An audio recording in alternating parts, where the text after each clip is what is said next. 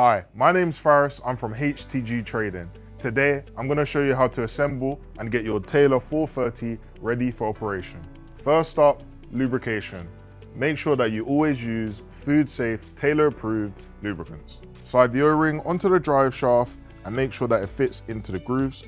We're then going to lightly lubricate the shaft just down to the bearing and ensure that we leave the top square clean. Next, we're going to apply our O-ring so it fits in this ridge here and snaps into place. Next, for the beater assembly, we're just going to ensure that we place our scraper blades onto that connection there. We're going to be careful when handling these, and this is a good chance to look and ensure that they're not damaged or blunt. At the back of the barrel, you can see the connection for the drive shaft to fit in place. Once you push it in, you'll know it's in place because it doesn't move around too much. Next, we're going to push in the beater frame and make sure that the gap on the end lines up with the drive shaft at the base.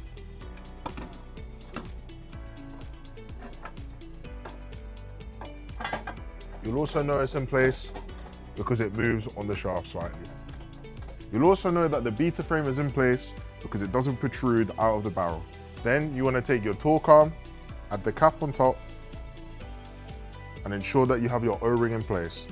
Next, we're going to insert the torque frame into the cavity just by sliding it down the middle of the beater frame and pushing it into the connection at the back. You want to make sure that this hole is facing upwards. Now it's time for the door frame assembly. We're going to start off by applying the O-rings to each component.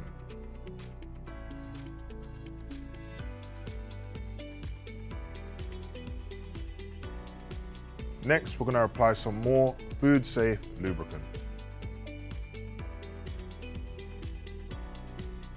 Now we're going to add the front shell bearing onto the door and ensure that the ridge is flat against the door.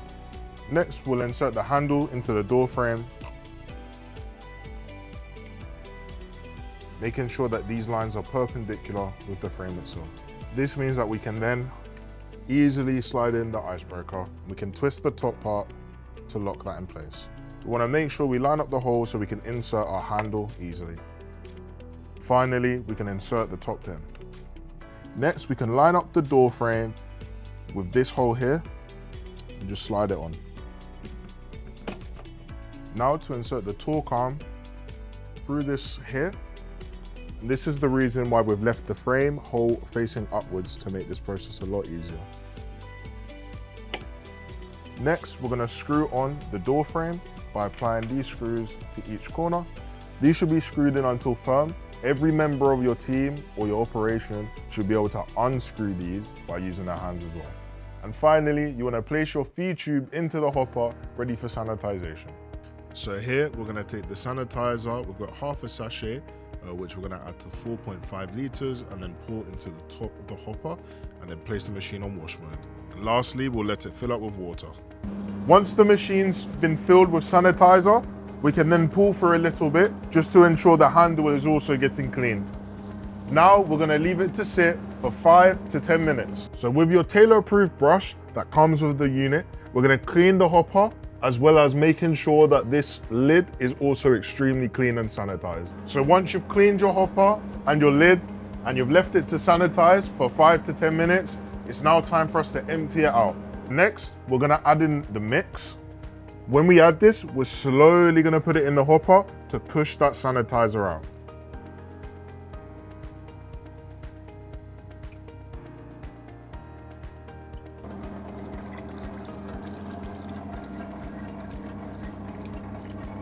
Once the sanitizer has been pushed out, we can now fill the hopper, put it on auto, and let it freeze down.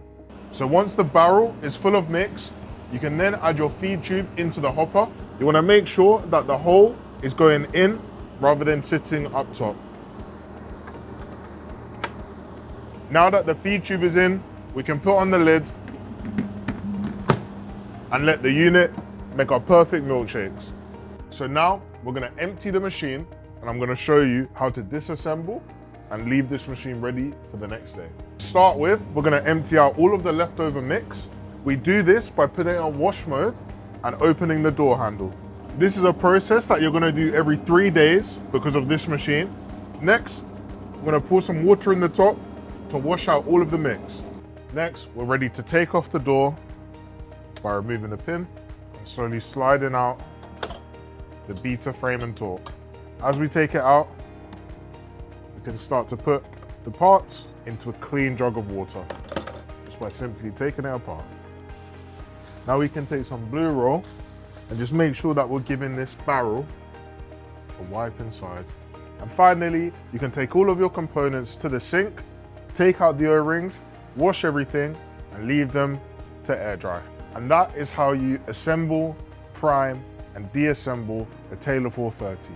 If you need any more tips and tricks or have any inquiries, don't hesitate to reach out.